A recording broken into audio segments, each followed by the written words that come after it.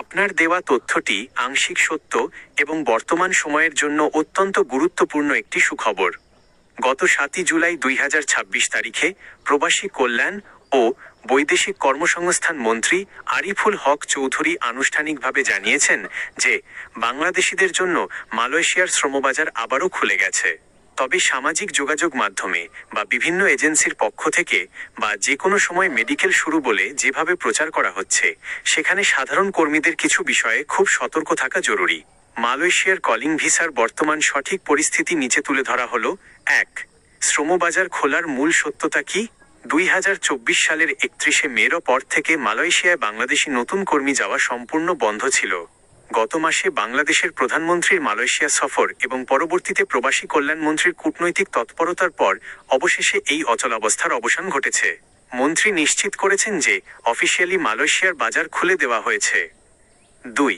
Approved বা medical শুরুর প্রচারণা নিয়ে সতর্কতা। বাজার খোলার ঘোষণা আসার সাথে সাথেই অনেক দালাল বা এজেন্সি ভিসা অ্যাপ্রুভড বা মেডিকেল শুরুর কথা বলে অগ্রিম টাকা নেওয়ার চেষ্টা করতে পারে।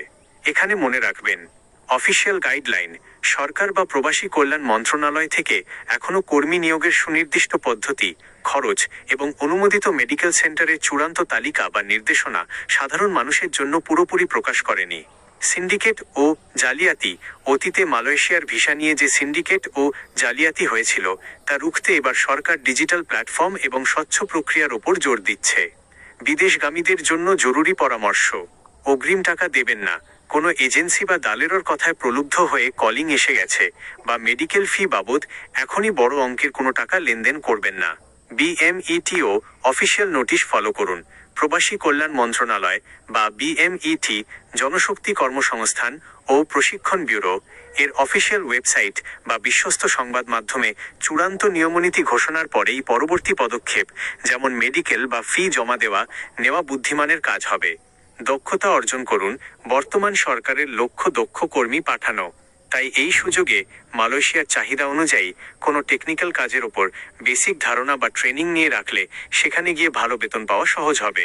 আপনি কি নিজের জন্য মালয়েশিয়ার কলিং ভিসার খোঁজ খবর নিচ্ছেন, নাকি কোনো এজেন্সি বা পরিচিত কারো মাধ্যমে অফার পেয়েছেন?